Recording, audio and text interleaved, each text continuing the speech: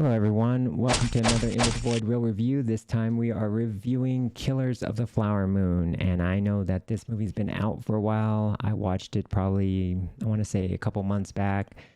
And I've been meaning to put out a review on it.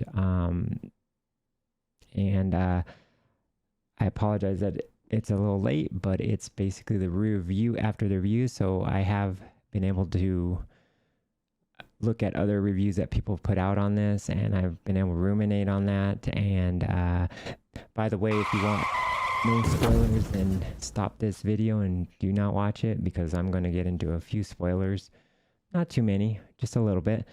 But my main take from this movie is that, first off, everybody loves this movie for the most part. I think it's the feelings on it are overwhelmingly positive. Many people think this is Martin Scorsese's best film. They feel like Leonardo DiCaprio has his best performance in this movie. And I have to say that I mostly disagree with all those. I don't think this is an Oscar contender. I don't think it's as good as a movie as people say it is, in my opinion. And that pains me because, like I said, I watched this 2 months back, and at the time I was really excited to go see this movie. I had high hopes for it. I thought it'd be a fantastic movie. I really felt that these actors, I love them all. I like Leonardo DiCaprio. I love Robert De Niro. Everything they put out is fantastic. And the director, Martin Scorsese, is fantastic. I love his movies. I like Goodfellas. I like The Departed.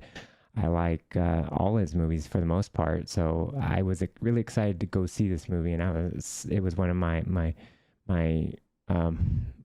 more anticipated movies of the year. And I know this movie is based on a book, which I hear a lot of good things about. It's based on the 2017 nonfiction book by David Grann. Basically, this movie is about the atrocities that were committed on or to the Osage Indians. It was something where they were being persecuted to get their oil head rights from the land that they had. Because of the oil that was on that land, they became rich and wealthy, and a lot of the people wanted to manipulate them out of their head rights and their wealth. It's a movie that needs to be seen for the content that it portrays, or it's not portray. It is a true story that needs to be heard, and I respect it on that front. And I think it's a very good movie on an educational spectrum rather than an entertaining one. I don't think this is generally entertaining. I think it's more a fascinating watch and a something that you owe it to yourself to watch for the great performances, because the performance is fantastic. I think you need to watch it because of the content of what it has. In short, it's something that everybody needs to know about. It's good stuff in that way. As far as being entertaining, I don't know if I would say that it's entertaining. I think it's a little overly long. It is over 3.5 hours, and generally I don't really care if a movie's really long, but in this case I felt there was parts where it dragged, and I kind of knew where the movie was going. So, basically, let's get into what the movie's about. Like I said, we brought up the fact that it's about the Osage Indians, and it follows the story of Ernest Burkhart, played by Leonardo DiCaprio. And it's basically about him coming to live with his uncle after he serves in World War I. And he comes to live with his uncle William King Hale, who gives him a job as a cabbie, driving people around, and he ends up telling Leonardo's character that, hey, you should court this Osage woman she's, you know, she's very wealthy. Uh, she has these head rights to this oil, and she's very wealthy, and you would be good to get to marry into this family to basically manipulate them. So Robert De Niro's not a character is not a good character. He doesn't play an honorable character, even though on the outside he puts on this persona that he is out to help the Osage Indians. He's actually not that. He does put on a good performance as this caring figure, but underneath he's not really. He's really manipulating these people. So that's fascinating to watch, and it's also fascinating. In the beginning, I was on board with this movie because you see Leonardo DiCaprio's character vibing with Robert De Niro's character, and I liked the dynamic between them two at the beginning. I thought it was very interesting. I was on board with that. I thought it got me really hyped and into the film.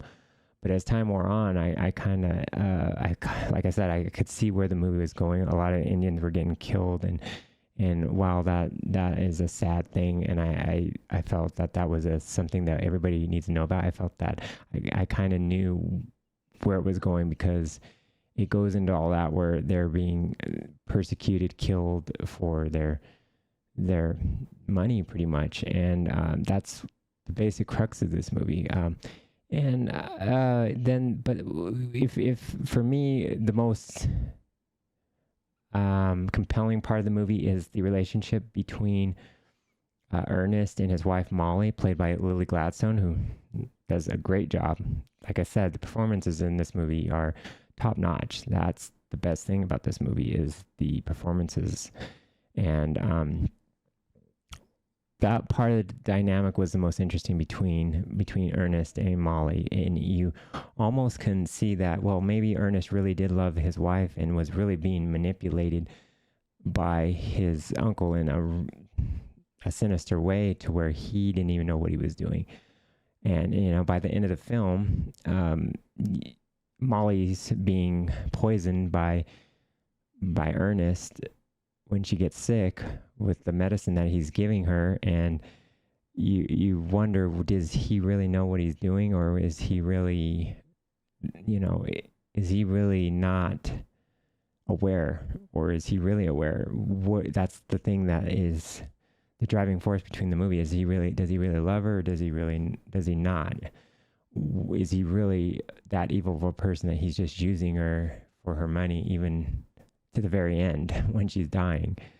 And that's the compelling part of the movie that I thought was the best part.